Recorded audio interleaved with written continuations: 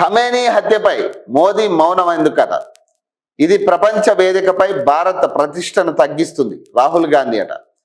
ఒక దేశాధినేత హత్యకు ప్రధానమంత్రి మద్దతు ఇస్తున్నారా? సార్వభౌమత్వానికి ఉల్లంఘించే దాడులు సంక్షోభాన్ని పెంచుతాయి. ఇరాన్పై దాడి, ఇతర దేశాలపై ఇరాన్ దాడులు రెండింటిని ఖండించాలని డిమాండ్ అట. అసలు మీరెవరికి సపోర్ట్ చేస్తా ఉన్నారు? భారతదేశానికి సపోర్ట్ చేస్తా ఉన్నారా, లేదా ఇతర దేశాలకు సపోర్ట్ చేస్తా ఉన్నారా? ఇప్పుడు మీరు మోదీ ఎట్టుంటే మీరు దానికి ఆపోజిట్ ఉండాలనే ఆలోచన మీది. ఇది ఇక్కడ కూడా రాజకీయమే. దీన్ని మనమేమి స్వచ్ఛందంగా లేదా మానవత్వ దృక్పథంతో ఆయన మాట్లాడుతున్నాను అనుకోకలే. ఇది కూడా కేవలం మోదీ స్పందించలేదు కాబట్టి ఈరోజు దాని మీద ఈయన మాట్లాడాలి.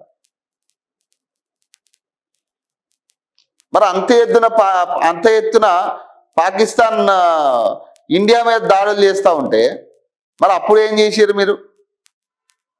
అప్పుడేం మాట్లాడారు మీరు? జై పాలస్తీనా అన్నవాడినే వదిలేసిన పరిస్థితి మీరు పార్లమెంట్లో. మళ్ళీ మీరు పైచిలకు ఇవన్నీ మాట్లాడుతూ ఉన్నారు. ఇక్కడ మనం మాట్లాడాల్సింది ఏది?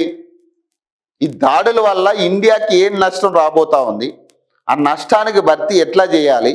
మీరు ప్రతిపక్ష నేతగా ఉన్నారు, ప్రతిపక్ష నాయకుడిగా ఉన్నారు కాబట్టి మీరు చెప్పాల్సింది ఇది. దేశానికి వచ్చే నష్టం ఏంటి, దీని మీద ఎట్లాంటి మీ ఆలోచన ఏంటి, ఏం చెయ్యాలనుకుంటున్నారు, ప్రజలు అక్కడ ఇరుక్కుపోయిన ఇండియన్స్ పరిస్థితి ఏంది, ఇవి మీరు ఇవ్వాల్సిన సలహాలు లేదా మీరు రేజ్ చేయాల్సిన క్వశ్చన్స్. కానీ మీరు మాట్లాడాల్సింది దానికి విరుద్ధంగా మాట్లాడుతూ ఉన్నారు.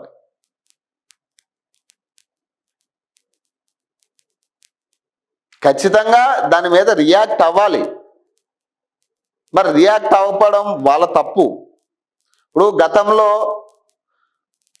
ట్రంప్ లాంటి వాళ్ళు ఇండియాను పాకిస్తాన్ కొట్టుకోవడం, ఆ యుద్ధాన్ని ఆపింది నేనే అని చెప్పి రియాక్ట్ అయింది. సో ఖచ్చితంగా ఈ ఎఫెక్ట్ మీద రియాక్ట్ అవ్వాల్సిందే మోదీ. ఎవరి ప్రాణమైనా ఒకటే. ఆ దేశానికి సంబంధించిన వెన్నెముక అనుకోవచ్చు ఇప్పుడు చనిపోయిన వ్యక్తి. సో అలాంటి వ్యక్తి మరణం ఖచ్చితంగా దేశానికి చాలా పెద్ద లోటు అది. కానీ దాని మీద రియాక్ట్ అవ్వడం తప్పే. కానీ ఒక ప్రతిపక్ష నేతగా మనం ఇండియా గురించి ఆలోచించాలి. అసలు ఇండియా పరిస్థితి ఏంటి? ఇంత పెద్ద ఎత్తున యుద్ధాలు జరుగుతున్నప్పుడు పొంచి ఉన్న ముప్పులేంటి? అసలు ఏం జరుగుతూ ఉంది ఇండియాలో? ఏం రాబోతా ఉంది? ఏం సంక్షోభం రాబోతా ఉంది? మరి మీరేం చేస్తున్నారని వాళ్ళని అలర్ట్ చేసే పరిస్థితులు మీ నుంచి రావాల్సింది. ఈ పాయింట్స్ మీరు రేజ్ చేయాల్సినవి. సైలెంట్గా ఉండడం అంటే బాధ్యతల నుంచి తప్పించుకోవడమే. మోదీ సర్కార్పై కాంగ్రెస్ అగ్రనేత సోనియా గాంధీ ఫైర్ అట. స్పష్టమైన విధానం లేకపోవడం విదేశాంగ విధానానికే మంచిది కాదని కామెంట్ చేశారు. అది మొత్తం మీద వీళ్ళని పిఎం చేస్తే మొత్తం పాకిస్తాన్ మొత్తం ఇక్కడే ఉంటుంది. మొత్తం కంప్లీట్గా అలౌ చేస్తారు పాకిస్తాన్ని.